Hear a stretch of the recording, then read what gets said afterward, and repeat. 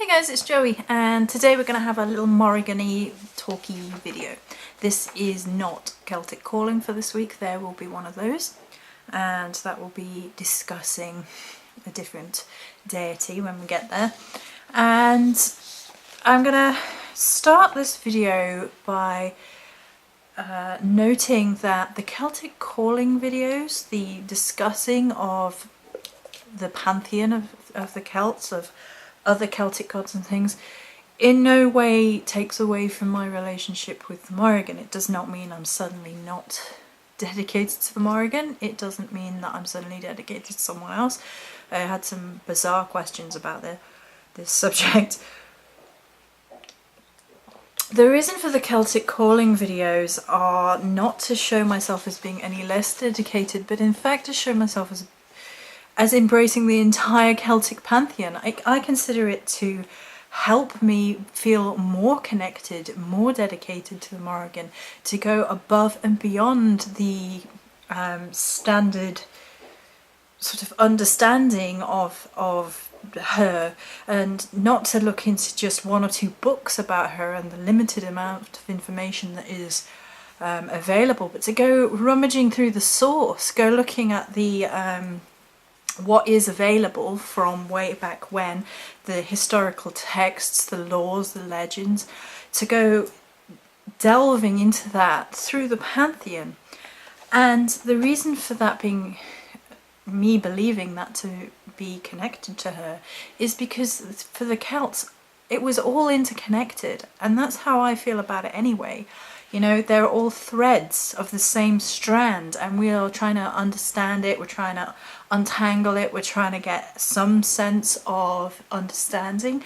And by looking at those myths, we are seeing common themes, common relationships, we start to improve our understanding, we start to see patterns emerge, and we can start to place that into our grasp of what it means to belong to a certain deity and who she belongs to a certain pantheon, you know.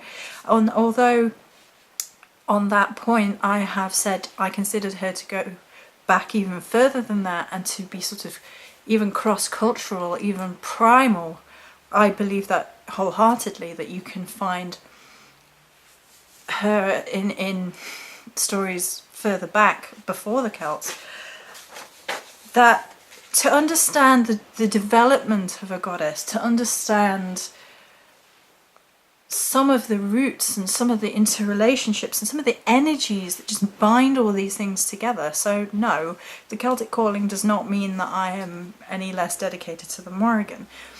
And to be straight up about it, I don't actually make a huge amount of videos on my personal relationship with the Morrigan, insofar as what I'm doing.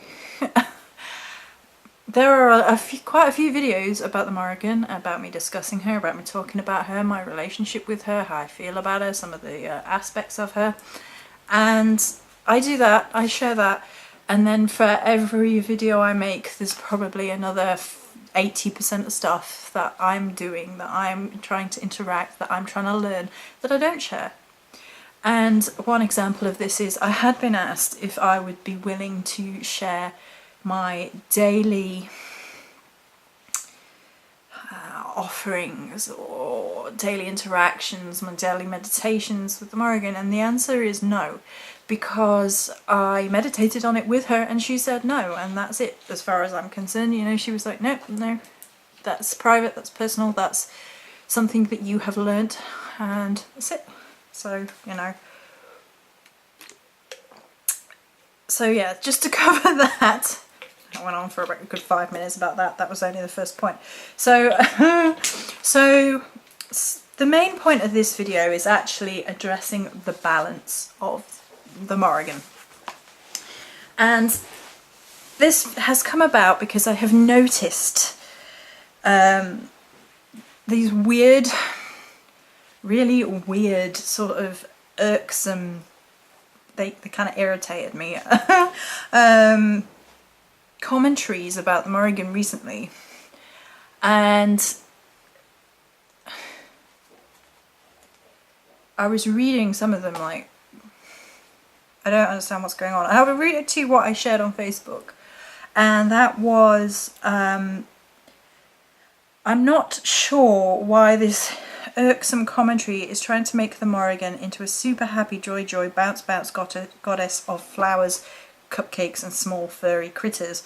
She is not that, and trying to make her that is disrespectful. She's a loving goddess, but a lioness has that same loving fairness, and she'll still tear things apart. Are people so afraid of destruction, death and rebirth that they cannot accept these parts of her as haunting and beautiful? This is basically what this video is about. Now, I went to some lengths in other videos to sort of try and dispel a little bit the idea of this purely dark goddess, which is the flip side of how she gets portrayed. Neither of these portrayals is what I would consider close to her energies at all, and I think they do her disservice to go down either of these roads. And the first one that I have obviously spent some time trying to debunk a bit is the whole idea of her being, she's this dark, wrathful goddess, and it makes me a badass to follow her, and she's gonna smite you if you do anything against me. I hate it. I hate it. I'm like, oh my god. And she's not a self-serving, she's not there for your self-service, she's not there for your wrath, she's not there to make you dark and scary and all this, oh goodness, that I have seen in the past. And I have spent lengths trying to discuss that and trying to be like, you know, that's not close to it. And I don't think we need to go into that too much in this video, because I've covered that before. Like, I dislike the term dark goddess because it throws up these negative connotations. It sort of makes people think of her as evil, or make her seem wrathful and dark and violent and all these things. Now, bear in mind, she is wrathful and she can be violent. There are stories of her present at battlefields, at death. You know, those things exist. It doesn't mean that's all she is. It doesn't mean she's like the embodiment of wrathful rage. No, she's not. She's a goddess. She's hugely complicated. She's not that by itself. And then on the flip side of this, which I've been seeing recently, is these people trying to make her seem more PC, more beginner friendly, like dumbing her right down to this happy, happy, joy. And it's, what? It's like you can't win. And I was like, oh no, this is even worse, because I've said on occasion I don't think she is a goddess for beginners. I don't think she's a goddess for if you have just started the path. I don't think so at all. And, you know, I don't think it matters particularly about how many years, but when you're a beginner and you're new and you don't know what you're doing, and I personally don't feel that she's the sort of goddess that beginners should be looking into. And I quite frequently say that I don't think beginners should necessarily start their path by trying to connect to just one goddess right from the get-go. I think it's more about self-discovery and learning and getting the fundamentals in the beginning, and not like, I need to follow one goddess, I need to know who my matron goddess is, I don't think that's the way I would recommend starting anybody's path anyway. And like I have said, you don't choose the Morrigan. The Morrigan chooses you, and the type of person that she chooses tend to be basically survivors. Survivors who have come through everything with a strength, with an honour, and don't, you know, who may be dealing with it, who may need to talk about it, who may need to share things, but they're not whining, they're not in victim mode, they're not making mountains out of molehills and things like that. It's basically people who have been through stuff that most people should never have to go through, and I hope most people never have to go through, you know? So her appealing to survivors and things is sort of what I take as, if you want a quintessential essence, like if you wanted like a well-rounded, narrow point of view, then that's her energy. Her, you know, she has that honourable survivor, warrior, fierce, proud and loving. Oh gosh, I'm gonna cry. She's here. Sorry. This happens when she's really here. I start tearing up. And she has this power, this strength, this beauty, this. It's darkness, but it's not evil. It's the darkness of pain overcome. It's having the bruises and the scars, whether they're physical or not, and wearing them like badges of honor rather than you know, lamenting all the things that you've been through. You know that saying, like, you're not scarred, you're a tiger, and her goddamn stripes. It's that sort of energy. It's like you have earned your goddamn stripes to that sort of power. And this whole sort of, oh, she's so flowery and floral and sweet. And what?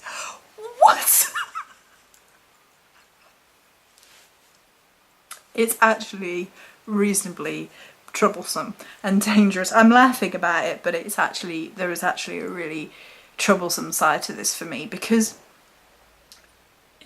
in the same breath as you cannot be representing her as just evil, she's not happy la la either, and she's serious. She's a serious commitment. She's not correspondences you read in a book. She's not I don't know.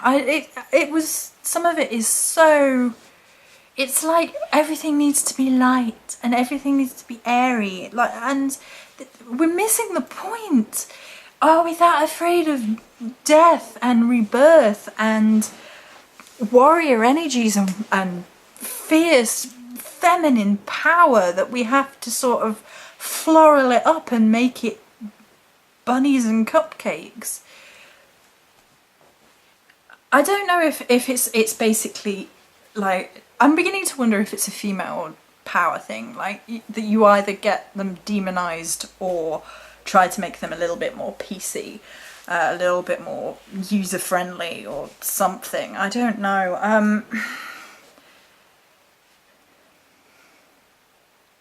I can't think of a single story where she would be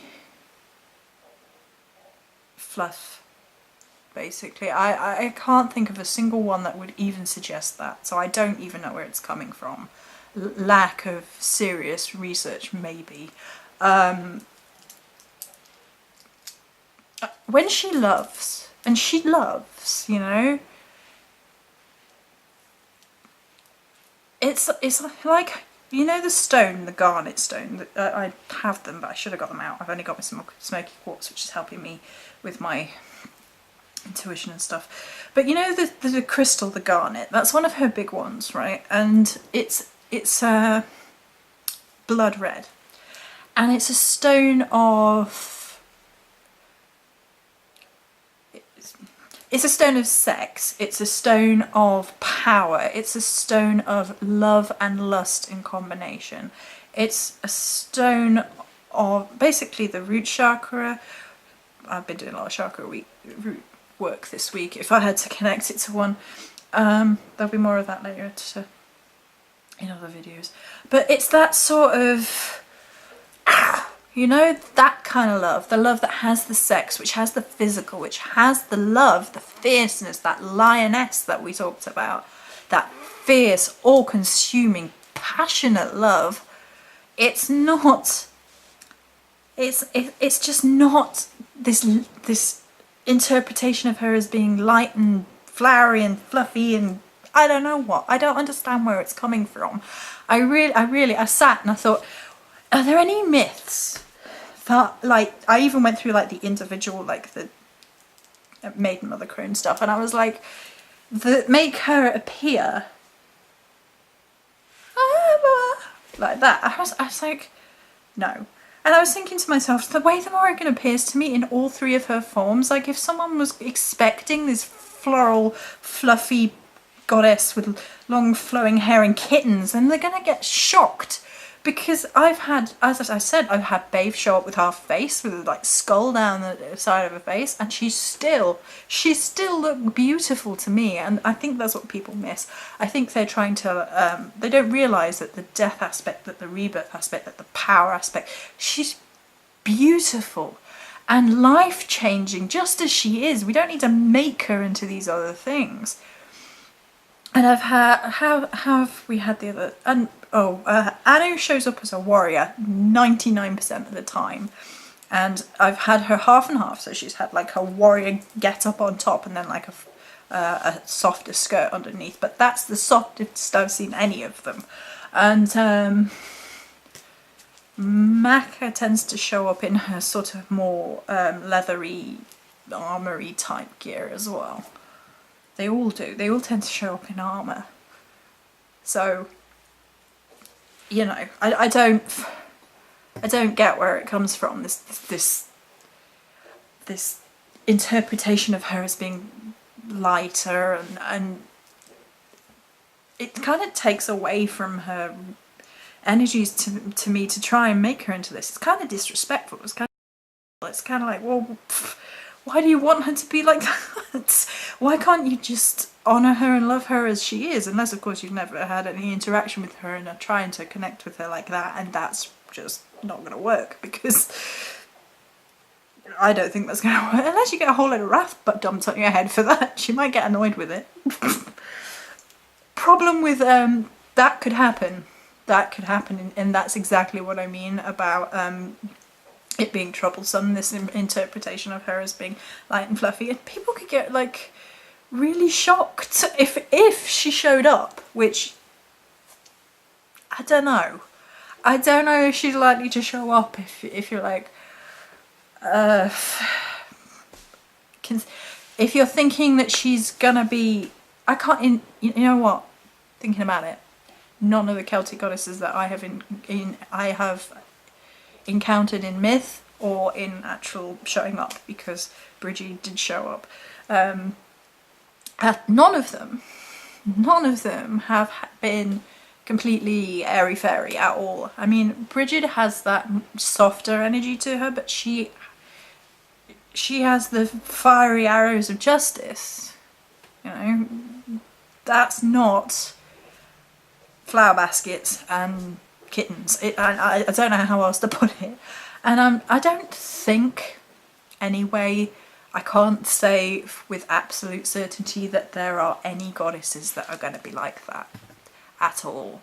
I don't think there are going to be any goddesses across any pantheon which are basically not going to have a balance of sides, and they're not going to have a lighter side and a darker side. They're not going to have a masculine side and a feminine side, and all of these, of course, are human conjurations for stereotypical values which don't work anyway, because things we associate towards light and dark, and things we associate to male and female and yin and yang, and I don't know, the balance of all things are human interpretations that aren't going to really apply to gods and goddesses anyway.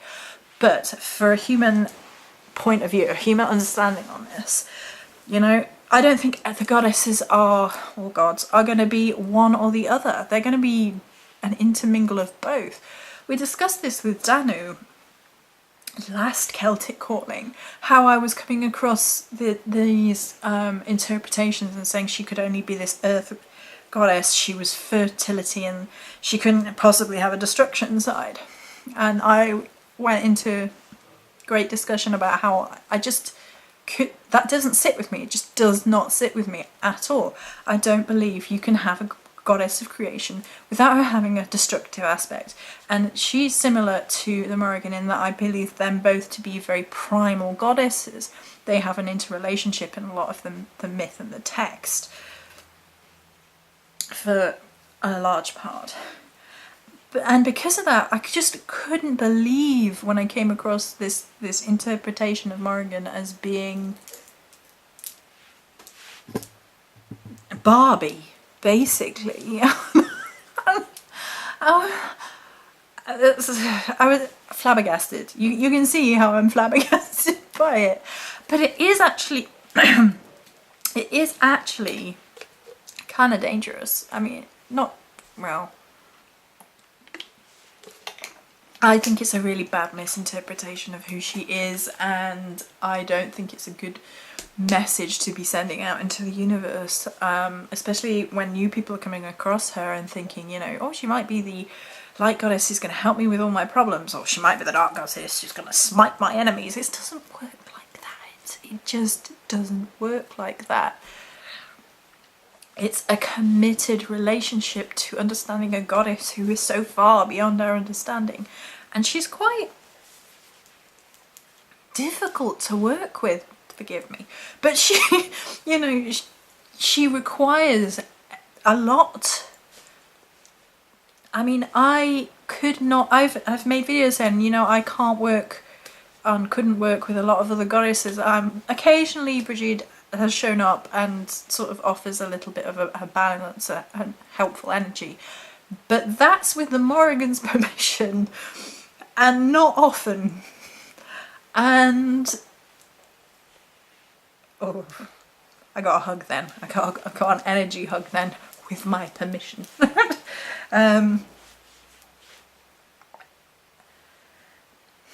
So I'm gonna actually just pinpoint one last thing, because I've kind of allowed my feelings to flow a bit rather than covering points. So another thing I was thinking about correspondences and things.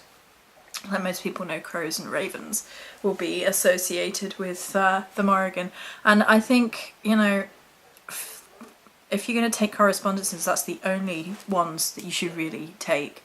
That and maybe some of the other animals from the myths, and that's because they are a good place to start when you're looking at mythology and starting to try and understand her as her energies, you know. What does it mean for a crow to be her totem?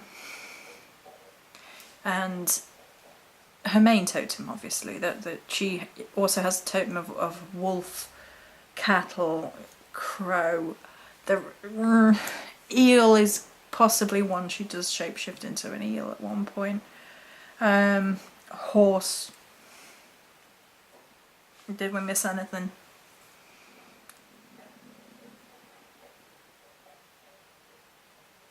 I think we're good. So, you know, those energies are a good place to start in when you're searching, because you can search through animal totems into their energy, into Celtic energies of those animals, without ever hassling a goddess, you know, without ever trying to approach a goddess. And you can't really approach the Morrigan as a beginner. I really wouldn't. Her energy is, if I had to pick one word, is intense. It's intense following the path of the Morrigan. It's not a beginner path. It's not for somebody who's been in this not very long and, you know, thought it sounded cool or whatever.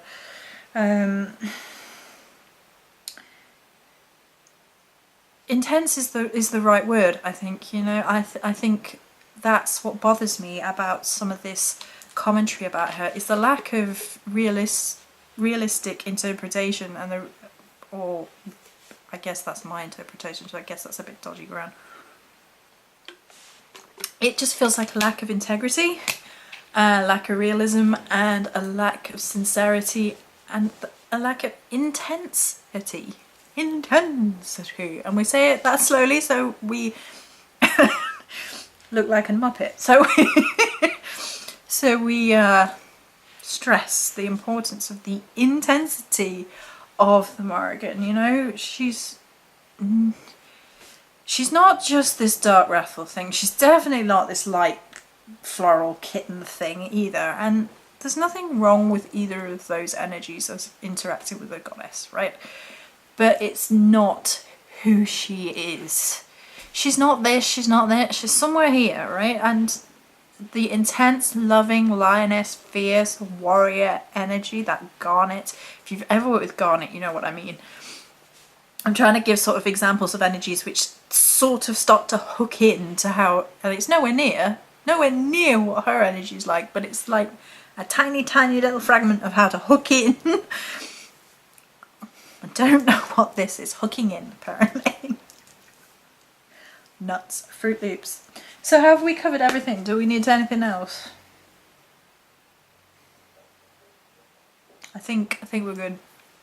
I have a nice energy flowing through me now, so that'll be interesting for the rest of the day. So please, if you're a beginner and you really absolutely want to connect with some goddess, go do the research. Go look where you're guided, go where your gut intuition is, but don't be thinking that you can, you know, develop a relationship with a goddess who's going to be all light and fluff, especially not the Morrigan. Many blessings.